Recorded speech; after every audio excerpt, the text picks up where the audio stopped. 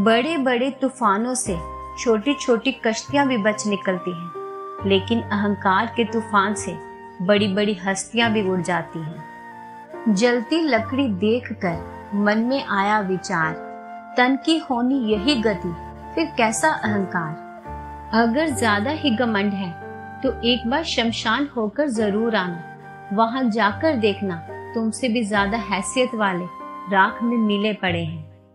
एक साधु शमशान में 2 चिताओं की राख को देख रहा था। एक आदमी ने पूछा, बाबा ऐसे राख को क्यों देख रहे हो? साधु ने कहा, ये एक अमीर की लाश है जिसने जिंदगी भर काजू बादाम खाए, और ये एक गरीब की लाश है जिसे 2 वक्त की रोटी भी बड़ी मुश्किल से मिलती थी। मगर इन दोनों की राख एक सी है। फिर किस चीज पर आदमी को घमंड है, यही देख रहा हूँ।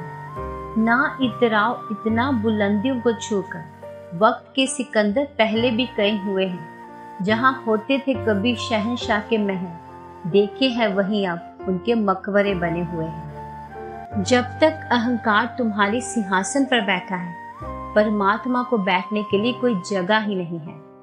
कौरवों, रावण और कंस के पतन से ये साबित होता है कि अहंकारी के अहंकार का पतन एक दिन होकर रहता है।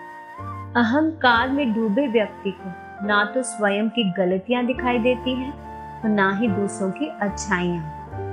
आज के युग में अक्सर लोगों को अपने ज्ञान का तो घमंड है, लेकिन अपने घमंड का ज्ञान किसी को नहीं है।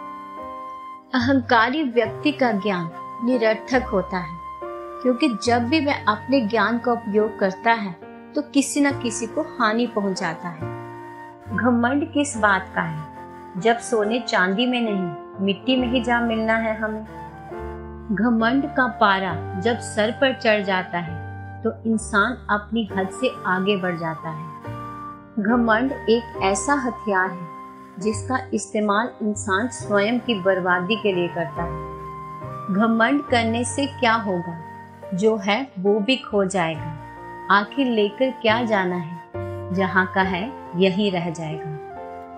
एक मूर्तिकार था जिसकी शोहरत देश विदेश में थी। वह ऐसी सजीव मूर्तियां बनाता था जो बिल्कुल असली लगती थी। उसे इस बात का घमंड था। जब मूर्तिकार को लगा कि उसकी मौत नजदीक है तो उसने यमदूतों को भ्रमित करने के लिए हूबहू अपने जैसी दिखने वाली 11 मूर्तियां बनाई और उनके बीच जाकर बैठ गया। जब यमदूत उसे लेने आया तो पहचान नहीं पाया कि इनमें से असली इंसान कौन है। उसने सोचा कि अगर मूर्तिकार के प्राण ना लिए तो सृष्टि का नियम टूटेगा और मूर्तियों को तोड़ा तो कला का अपमान होगा।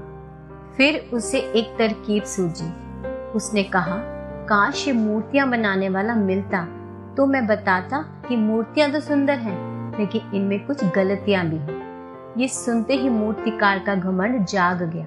वह उठकर बोला, मेरी कला में कोई गलती हो ही नहीं सकती। मैंने जीवन भर मूर्तियां बनाई हैं। यमदूत ने जड़ से उसका हाथ पकड़ लिया और बोला, बस यही गलती कर गए तुम अपने घमंड में कि बेजान मूर्तियां बोला नहीं करती। इस कहानी से ये सीख मिलती है कि काम में कितनी भी महारत हासिल हो, लेकिन उसका घमंड उसके महत्व को खत्म कर देता है। कभी भी अपनी दौलत शोहरत पर घमंड ना करना। सब यही रह जाना, यहाँ कोई अमर नहीं। घमंड से आदमी फूल सकता है, फल नहीं सकता। कुदरत तेरा रूठना भी जरूरी था, इंसान का घमंड टूटना भी जरूरी था।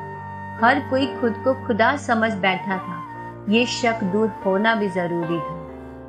हे भगवान, वो दिन कभी मत दिखाना कि मुझे अपने आप पर गरूर हो जाए। रखना इस तरह सबके दिलों में कि हर कोई दुआ देने को मजबूर हो जाए।